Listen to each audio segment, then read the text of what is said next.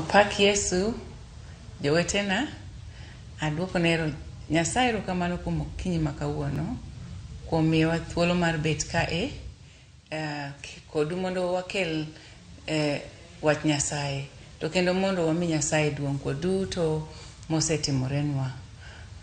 Kinde mang'eny ji bet ni kawuono ichiewo, kawuono kichiewo, nitie joma ochiewo ka dendgi lit, nitie joma nok ochiewo, nitie joma nonindo kech, nitie joma noriemb e ot, nitie joma nolorne gi dhot, nitiere jok mane oriemb tich.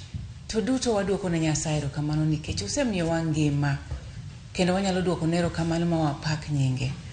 An iluonga ni Reverend Victoria Weje Mitema, an gi kanisa miluongo ni Victoria Ministries, to kendo an Yesu en jawar chunya. Yesu nowara kapod atin, to asemor kawuotho gi Yesu nikech ngimana oselokre kendo pod olokre ndalo duto. Kendo aduoko erokamano kuom yudo thuoloni mondo abi mondo anyisu wach mar Yesu. Kinde mang'eny wadak e piny kae ka wating'o mzigo ma ok onego wating'.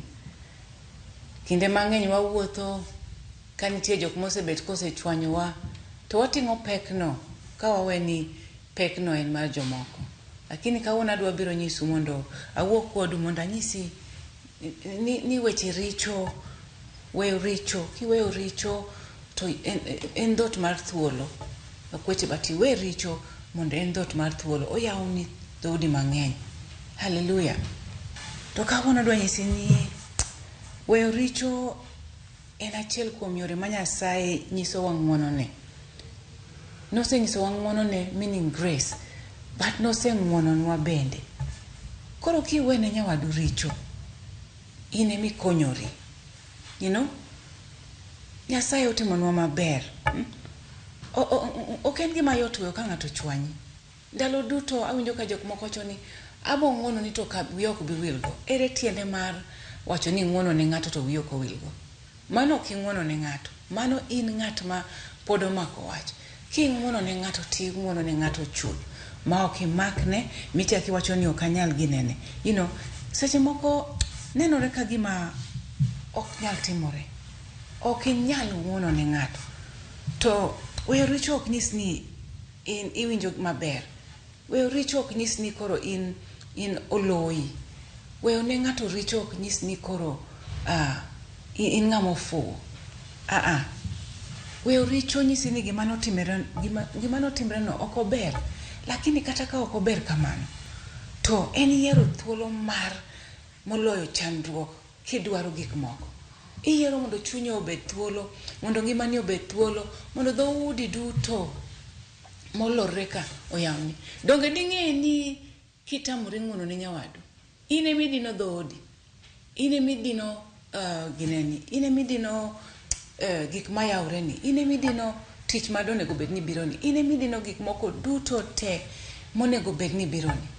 Kiting'o mzigono, in emihinyri, nikech nyawadu cha en owuotho ok obadhe ni be ok ong'e kata ni mako ne wach. Ok ong'eyo ni mako ne wach. To in e chunyi ka iting'o mzigo mapek ma tiwuoro ni ang'o miting'o mzigoni? Iting'o mzigoni in. Adwa nyisou kawuono ni ng'wono ne wadu en gima ber malich. To be ok ing'won ni in eming'wono ne ng'ano. Ing'wono ne wadu, in iwuon. Waneno ka e buk mar Efeso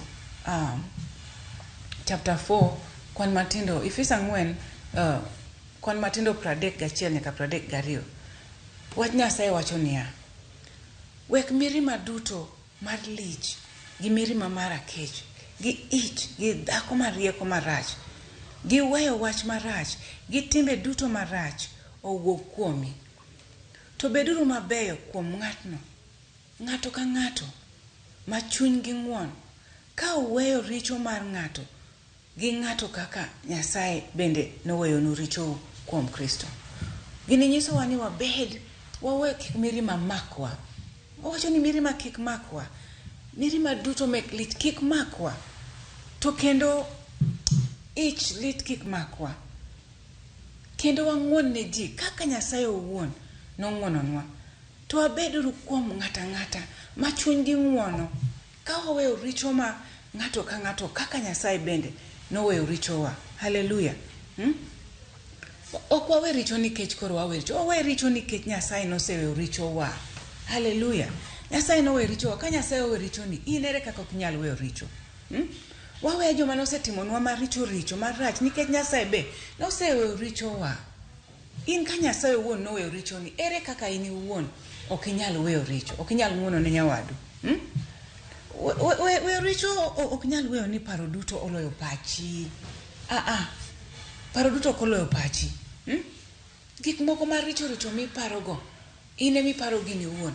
Nikech Nyasaye nong'wononi, to ka nong'wononi, ere gima lich ni momiyo ok inyal ng'wono ne nyawadu? Haleluya. Weyo chunyi, weyo pachi, kendo kata ngimani, mago gik ma nyaka iwe ka ing'wono ne nyawadu. Haleluya. Nyasaye nomiyo wa ng'wono ka nooro wuode ma miderma mane othonwa e msalaba kuom richowa. Yesu nothonwa e msalaba. Ma Yesu nosand, Yesu nong'udhne olawo, Yesu noketne kuthe e wiye, Yesu notuch lwete. Ma kata jakuo mane nyiso Yesu ni ka in wuod Nyasaye, to ka in wuod Nyasaye, jok mane ogurgo Yesu msalaba, ka in wuod Nyasaye to nyiswa ni in wuod Nyasaye. To Yesu nonyiso jakoni, kawuono ang' nabed kodi e paradiso. In ina ng'at maber moriere moratiro ni, ang'o mamoni ng'wono ne wadu? Ng'wono ne wadu kelo ni kansa, nikech ochami ichamre kabisa. To kar mondo ibed piny mondo iwach ni Yesu nothona e msalaba, remb Yesu nochwer na e msalaba, to in ni ka ng'ato kata otimo ni gimoro matin, kata osiep ni ochwanyi mana matin, ni koro ikecho ni ok ni wuo gi ng'ato, ok ni ng'wonne, ibro tho nikech mako wach, ibro tho nikech tamri ng'wono ne wadu. Yesu nomiyo wa ng'wono. Ing'e ni sani wantie ng'wono mar Yesu, wantie bwo ng'wono mar Yesu. Ndalo Musa ne wantiere gi ginene chike 10. To kane Yesu otho mochier, nomiyo wa ng'wono. Iparo ni ndalo no jok mane wuotho gi Musa mane dwa dhi Kanaan, Musa notimonegi gik moko duto. Nyasaye noparogi, Nyasaye nomiyo gi chiemo, Nyasaye nong'ado negi nam, Nyasaye noriembo joginene, jo Egyptians, noriembgi kumoro amora, motergi magi ng'ado nam magidok koth. To bedo ng'e ni jogi noyanyo Nyasaye, jogi nowe Nyasaye modok kucho, ne ok gidwa ng'wono ne Nyasaye ni Nyasaye okelogi mondo gisandre. Jogi nowegi, negiwe paro kaka Nyasaye notimo negi, to gi complain, giyenyo, gibolo Nyasaye piny ka gima Nyasaye, to ng'wono ma Nyasaye ok gine. To kata gi chikego mane nomigi, chike 10, ne pod gine richo. To kane Yesu oduogo, Yesu nomiyo wa ng'wono ne, which means ni sani we are not under the law, we are under grace. Nyasaye nomiyo wa ng'wono ne. Koro kuom ng'wono ma Nyasaye nomiyi, in dak ing'won ne wadu. Iparo wer moro macho ni ng'wono mawuoro ahinya manowara chutho.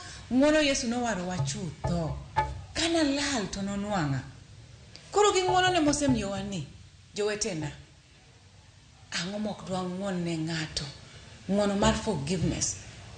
Omiyo wa ng'wono ma which is grace, but wan gi ng'wono monego wa ng'won ne ji which is forgiveness. Kok ing'wono ne ng'ato, ibro chami, ibro tuori, ibro dhero, ibro kun. Wi bo chandre sama wi bari nikech imako ne ng'ato sigu ma ok inyal kata ng'wono ne nyawadu. En ang'o malich ma ok inyal ng'wono ne ng'ato? Yesu owuon ka jopuonjre ne Judas nondhogo Yesu. To japuonjre ne moro cha nonyiso ni bapita ni ka gweno bro kok didek, tibo wacho ni kiaya. To nonyise ni Rabi ok anatim kamano. Nonyise ni gweno bo kok didek. Gweno no kok didek, to nokwer ni okia Yesu. Judas koni nokawo modhi ondhogo Yesu. To ka Yesu noromo kode, Yesu nong'wonone. Ato dhi onegre. Nikech pek manoting'o kuome, andhogo rabi. Koro in iwuon, ka Yesu nong'wonone Judas, ba Yesu nong'wonone Petro monyise ni you'll deny me 3 times. But nong'wonone. Ere gima moni ng'wonone wadu?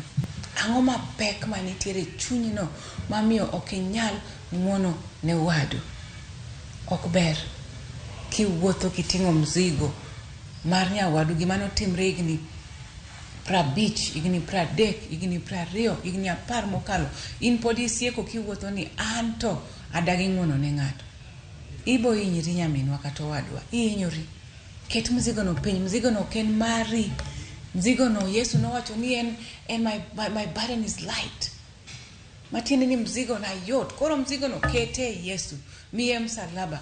Ng'one wadu. Dhi nyise ni kata onyono mana tiendi. An ng'eni ji nyono tienda kata nyono tienda koni to aginena. Chunya ne tin ga. Chunya ne tin ga maka ng'ato to mana gima otakun piyo. To chunya ne lendo. Koro gima da wach ni kik imak ne nyawadu wach. Kata ka ng'ato ni otimo gimo you die to self. Inyisa ni an pod aheri. Ang'eni wacho to yot. Lakini ka in gi Yesu e iyi to mago gik matindo. Kata onyono tiendi koni, nyise ni chak inyon tienda makoni. Ngima dhi mbele. Nikech mago don't take offense. Mago gin gik makelo gik moko mzigo mapeke e ngimani ma unnecessary. Moko nego kati ting ni wuotho ni in gi mzigo kae ni mzigo chandi.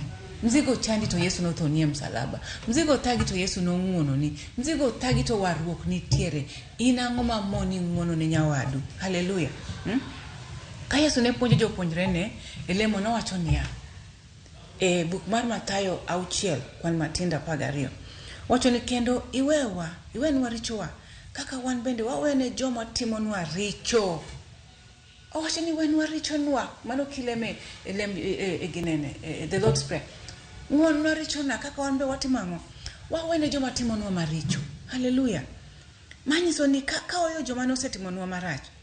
Nyasaye bende oyawonwa thuolo mar ng'wono kuomwa. Ong'wononwa.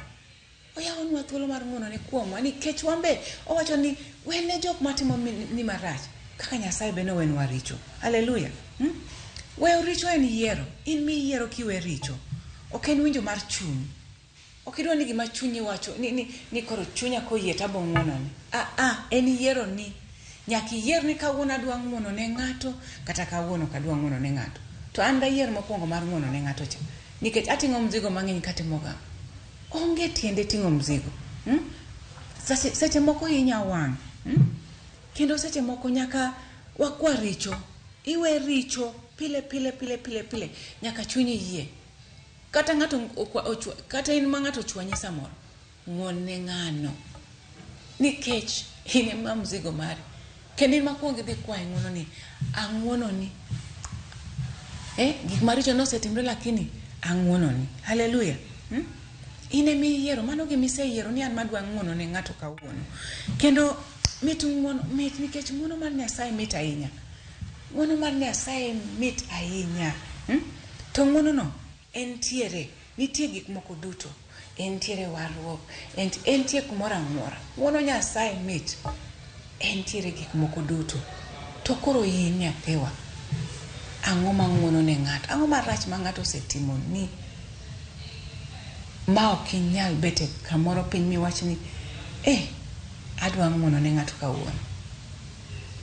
Weri gi mzigo mar mako wach. Weri gi mzigo mar kun. Weri gi mzigo ma wacho ni an ok anyal ng'wono ne ng'ato nyaka chieng'.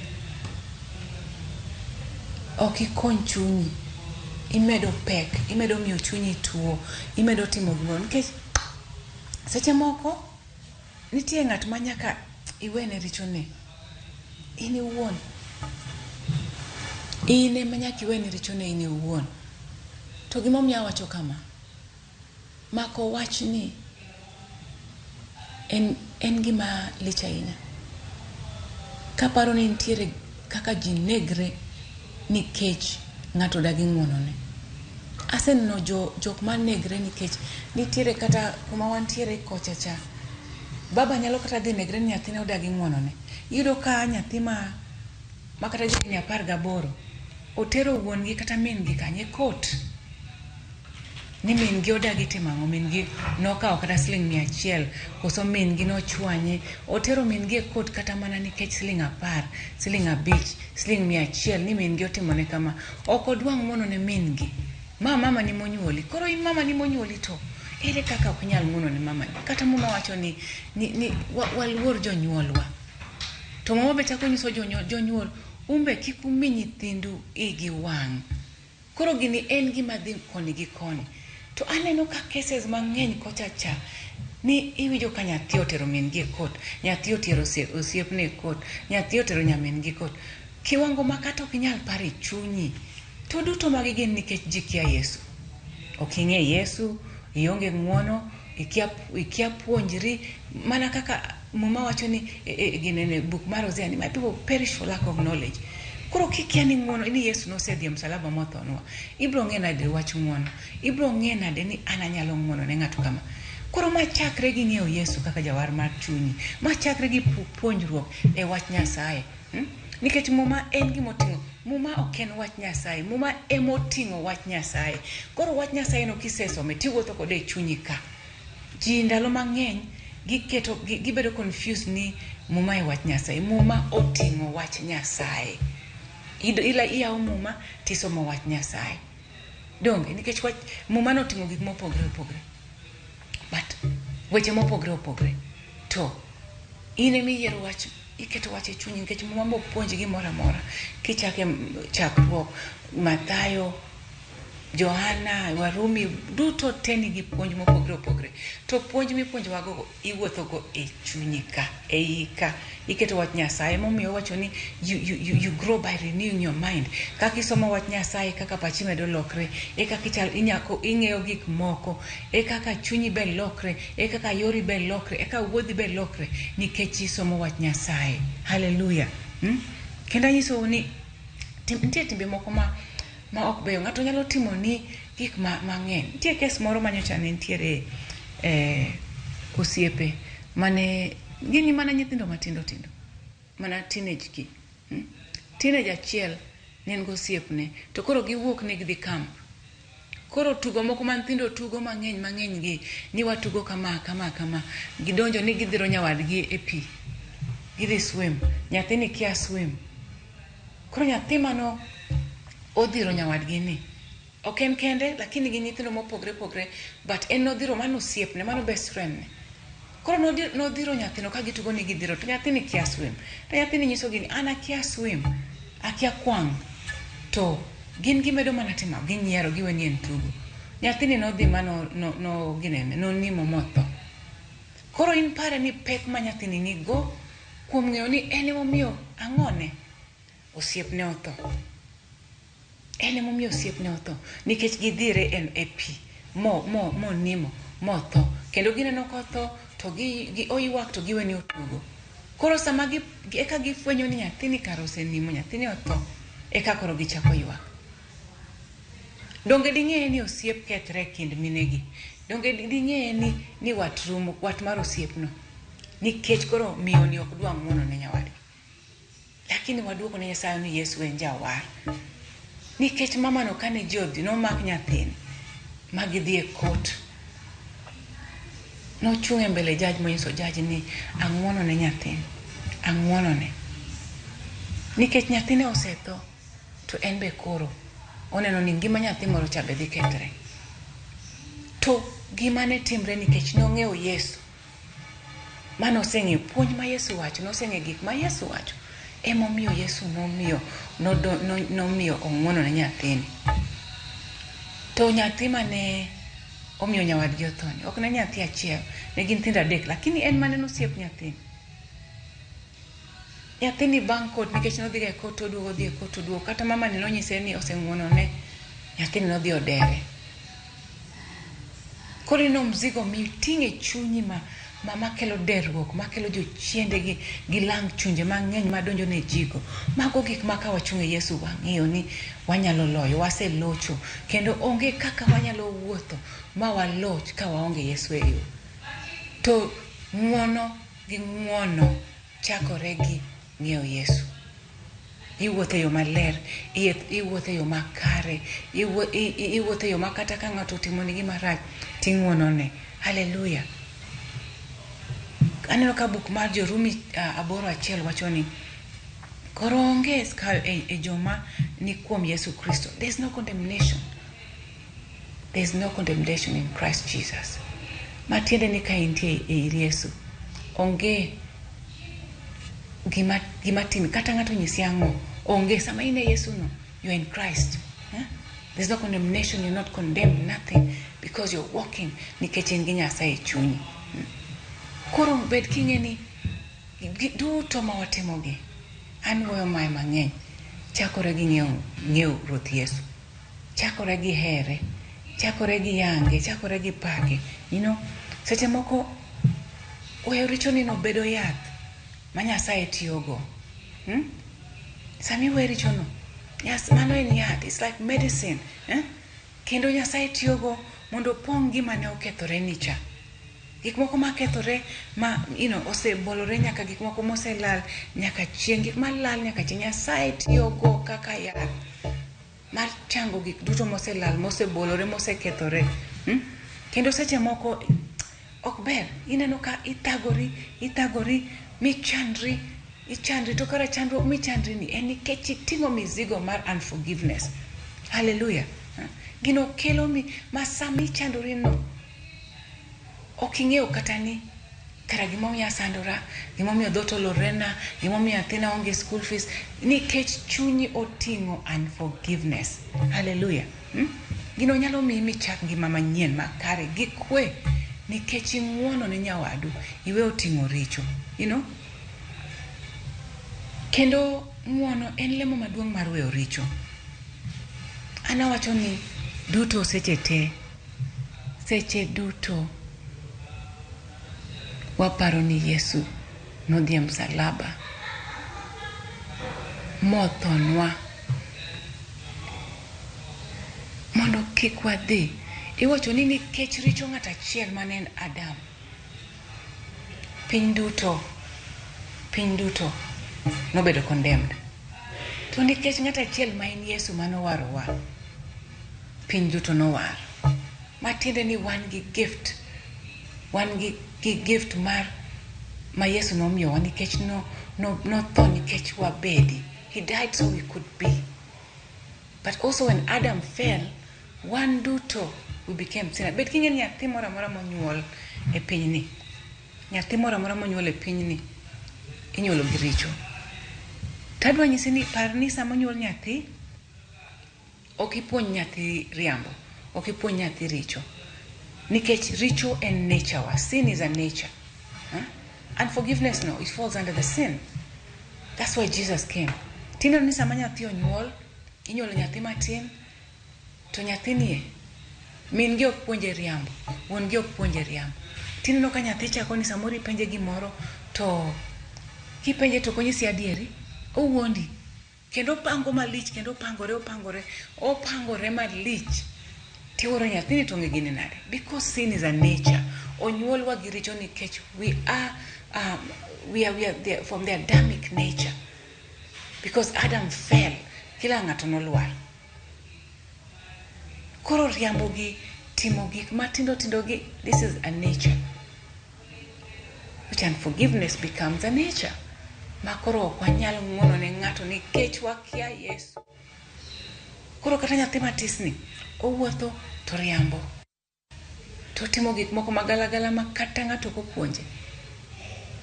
Emomiyo chakruok ka wapuonjo nyithindwa wach adieri, wach mar ng'uono, wach mar hera, wach mar tiyo ne Nyasaye, ka gidongo to ok ginyal wuok. Nyoro nyal dhi e lemo moro kanyo gotieno, to lemo ni kijana moro matin ka mapok oromo kata higni 30 ema nopange. Koro nye giluonga ni adhi kuno. Chunya nopong' gi mor nikech kijende matindo pong' gi Roho Maler, pako Yesu, gochong' gi piny, ywak ne Nyasaye. Kendo ne chunya mor mana ywak ne Nyasaye kago ne Nyasaye erokamano kuom tiyo gi nyithindo matindo machalo kama. Awacho ma nikech ang'o? Msingi ma waketo ne nyithindwa, puonj ma wapuonjo nyithindo ka gitindo, samoro waneno ni mago gin gik ma are not important, but that foundation is very important. Nikech wapuonjogi biro e tie Yesu, which includes bringing all your burdens to the feet of Jesus. Wapuonjogi wach hera, wach ng'uono, wach hero ji gi chunygi duto kaka Yesu nohero ji. Mineno nyithindogi koro puonjre ma kata nyathi matin, kijana matin manye wuoyo puonjowa wach msalaba ma ng'uono gi ng'uono. Nikech Yesu notho mondo wan wabedi. Nikech Yesu nodhi Jehanamu mondo wan wabedi. To Yesu nong'uono ne ji duto te manokosone. Onge ng'ama Yesu nomakone. Yesu nong'uono ne ji te. Kati bed ni chwade, kati bed ni ng'udho ne olawo, kati bed ni kwede ni ok en wuod Nyasaye, Yesu nong'uono ne ji duto te. Nyako moro nobiro katimo neno ni nowinjo ni kane ndalo mane min gi onyuole omako ich, min gi ne dwa golo ijno. Koro osebet nyako maduong' ma jahigni 30, pod omako ne min gi gino nyaka ndalo ma en higni 30. To wacho ni pastor, an kendo awinjo lit na ni mama na ne dwa golo iya ka pod konyuol. To in isebedo jachwech manyien, you're a new creature. Gik machon ma higni 30 go ibiro pod ikelo ni in pok ing'uono ne mama ni. Ere kaka iwacho ni ok ing'uono ne mama ni ne dwa golo ich? Donge in ka? Dongo wari? Donge Yesu notho ni msalaba? Ere kaka in ok inyal ng'uono ne mama ni nikech wach mane ng'ato wacho? Ndalo mang'eny gik moko ne chanda ma ka ng'ato timo gima otamako wach atimo. Lakini sani ok obadha. E kaka puonj ni in bebed gi chuny motegno ni kata ka ng'ato wacho ni itimo kama, atime. Yesu opaki. Ka ng'ato riambo ni wach ni yes, en adieri, Yesu opaki. Nikech ok inyal control kaka ng'ato feel, ok inyal control kaka ng'ato wacho, but inyalo control kaki react. Inyalo control gima inyiso ng'ato, inyalo control gima idwoko, inyalo control kaka in iwuon itimri ka ng'ato kwinyi, ka ng'ato yanyi, ka ng'ato chayi, ka ng'ato ketho nyingi. Nikech ka ng'ato kata ketho nyingi, bro ndikre pat wang'i, ok ndikre. En samo nyisi not nyise ni Yesu ni e chunya ka. Yesu odak e chunya, an nyathi Nyasaye. An e ler mochung' kaka city which is set on a hill, mok nyal pandi. An e ler, ating'o Yesu, I carry the life of Christ in me. Apuonjo nyithindo kata pile pile, ni nyithindo matindo gi sama puonjogi. Nyathi nyalo biro ni ng'ato bully e school, ni ng'ato yanye, ni ng'ato nyise ni oraracha, ni wiye rach. Ta nyise ni donge nyathi Nyasaye. Koro samo nyisi no, chak nyiero minyier, minyise ni an nyathi Nyasaye. I cannot be defeated. And I am a child of God.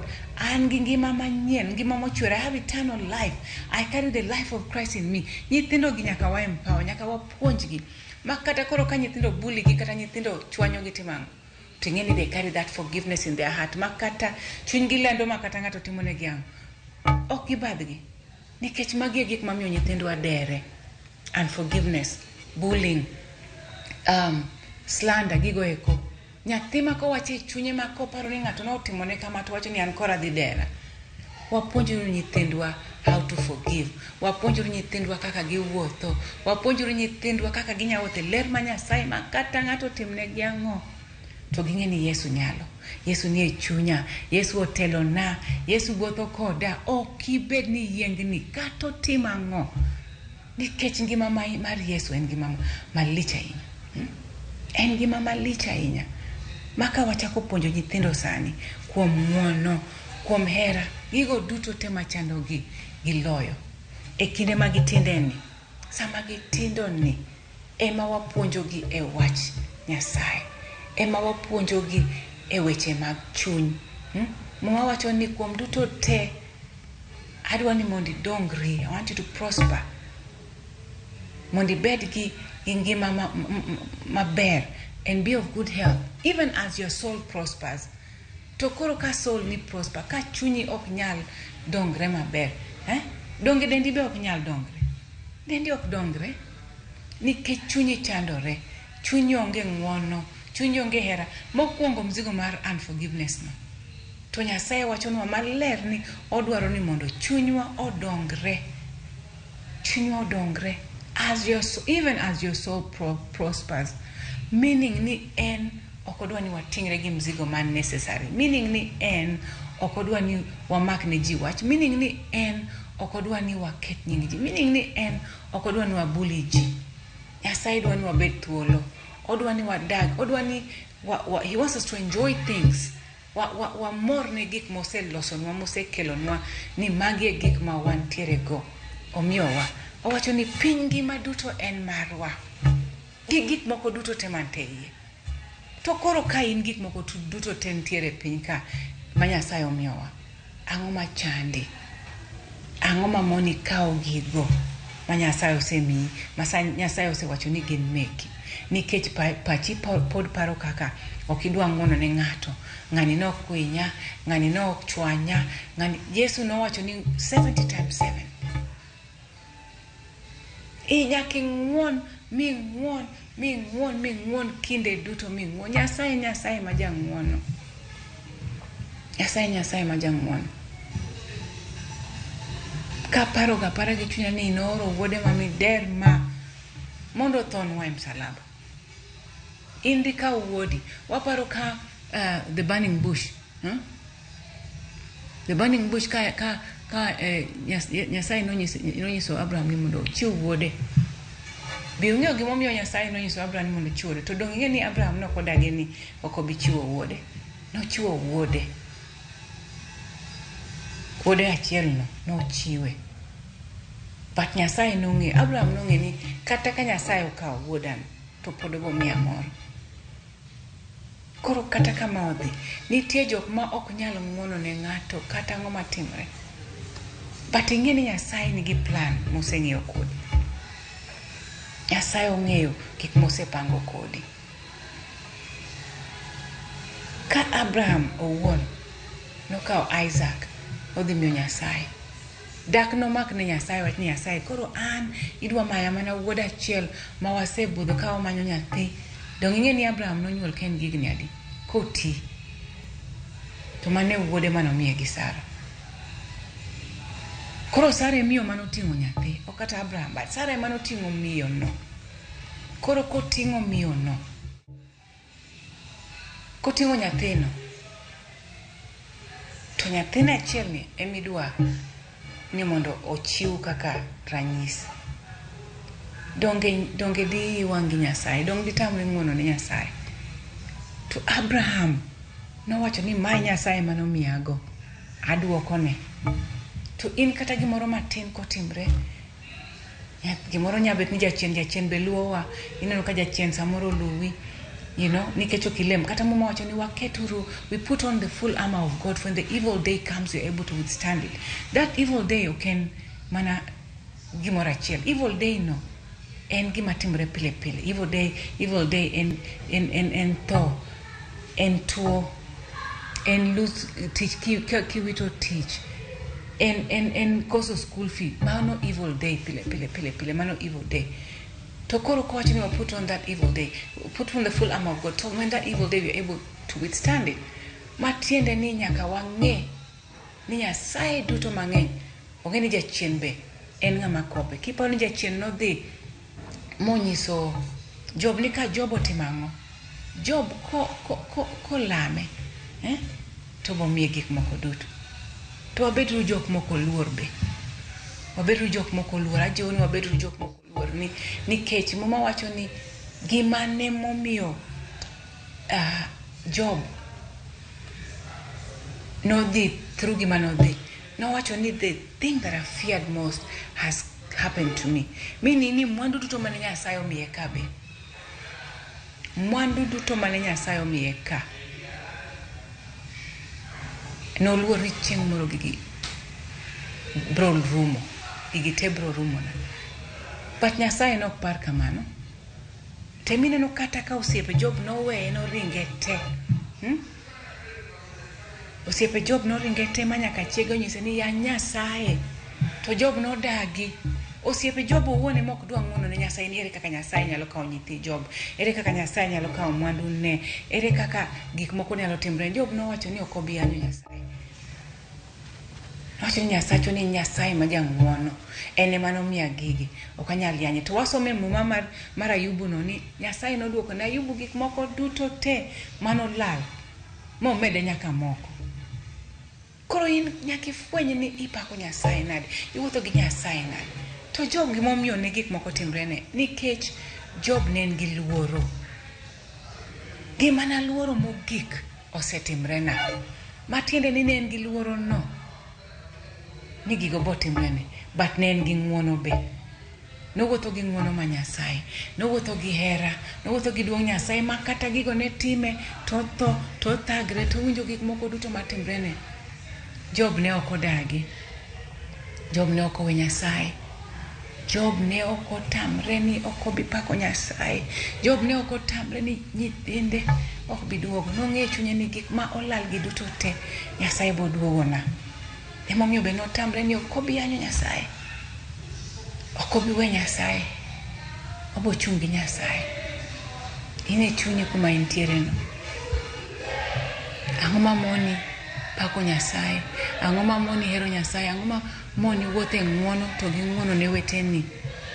Akwayi kawuono kendo ajiwi kawuono ni we wuotho gi mzigo ma ok mari.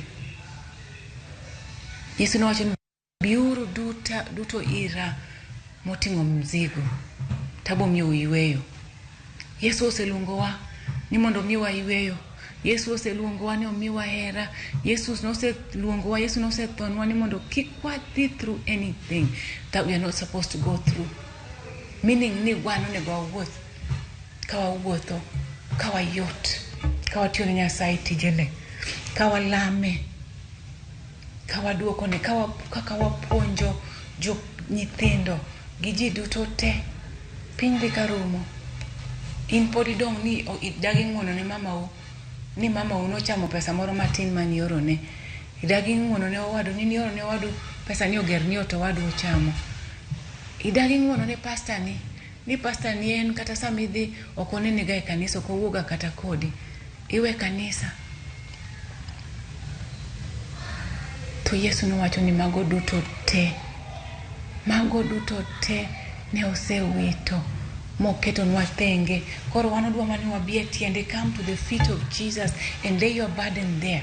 Mondo mzigo go wawe. Mondo wawuok gi this spirit and forgiveness. And forgiveness is for you, my brother and sister. It is not for that person. En mari. Nika ng'uono ne ng'ato to nabed mayot. Kaka Yesu ng'uono na. Kaka Yesu wene richo. Parie ni Yesu ni. En no dhi mogoe. Modhi nyaka Jehanamu. Mondo in gi an kik wabed gi ting' mora mora gi pek mora mora. But in kinde duto teni idagi ng'uono. Ok idwa lemo. Yesu in ng'ama Yesu oseko. To ka gima rach timre ni, Yesu no emi manyo. Yesu emi siki manyo ni Yesu iluongo nying Yesu. To sami winjo maber to kipar kata Ruoth Yesu. Sami winjo maber ini wiyo wil gik piny emiluwo. Gik piny eluwo mwandu ma onge kata tiende marumo kawuono in kode kiny onge kode. To chunyi opong' ni an ok anyal ng'uono ne ng'ato. Ok anyal ng'uono ne babawa nikech babawa nokendo dhako mar ariyo. Nyocha dhi Ogande Girls kawuoyo gi nyithindo gi. To thoth nyithindo go nowuoyo koda ma wacho ni apuonjogi ni beduru kaka ung'eyo ni unyalo keto mzigo wetie Yesu. Iyudo ka nyithindo go oting'o mzigo mapek ma ok margi ma mek jonyuolgi. Koro kaka wan jonyuol wapuonjuru nyithindwa ni wan ema nyaka wamigi thuolo, nyaka wamigi msingi mar wuotho e ler, mar keto mzigo piny, mar ng'eyo ni Yesu kende ema nyalo duto. Yesu no emo herowa, Yesu no emo changowa, en mano ng'wono nwa maduong' to wang'eni en mano ng'wono nwa msalaba no dhi motonwa mano duogo makata sani pod warite ni mondo duogo dhi kodwa. Kora nadwa jiwi ni nyaminwa kata wadwa kumibete kom kanyo kata ine mtoka kata kumibete e hotel kata e class kumora mora ma intie kawuono gokinyi. Adwaro ni mondo ing'eni mzigo miting'o no ken mari. Ng'wono Yesu nosemiyowa, ng'won ne wadu. Kata ka in gi pek moro misebet go nikech ng'ato nochwanyi, ng'ato notimoni ang'o, onge gima tek ne Yesu. Onge gima tek ne ng'wono ne wadu nikech Yesu noseng'wononwa. Koro wan be nyaka wa purpose to ng'wono ne jogo duto mosetimonwa maricho. Kata obed mama, kata obed baba, kata obed nyamine, osiepni, ng'ata. Kaw mzigo no tere tie Yesu mondo ibed mayot. Koro adwa duoko erokamano kuom chiko bed piny kawuono mondo chiki to kuwinjo wach Nyasaye gi wach ng'wono gi ng'wono ne nyawadu ma Yesu oseketo. Koro adwa ni walem kapok watieko mondo jogo duto man gi pek e chunygi mondo we e tie msalap Yesu. Nyasaye polo gi piny aduoko ni erokamano kawuono nikech nisemiyowa thuolo mar yweyo kawuono. Aketo jogo duto e mbele ni man gi pek mora mora e chunygi Nyasaye ni gitere tie msalaba ni. Alemo ni ng'ata man gi pek e chunye Nyasaye kawuono chieng' ma pek no rumo nikech ni dhi e msalaba mithonwa mi ng'wononwa. Koro ere gimomiyo wan pod wating'o pek.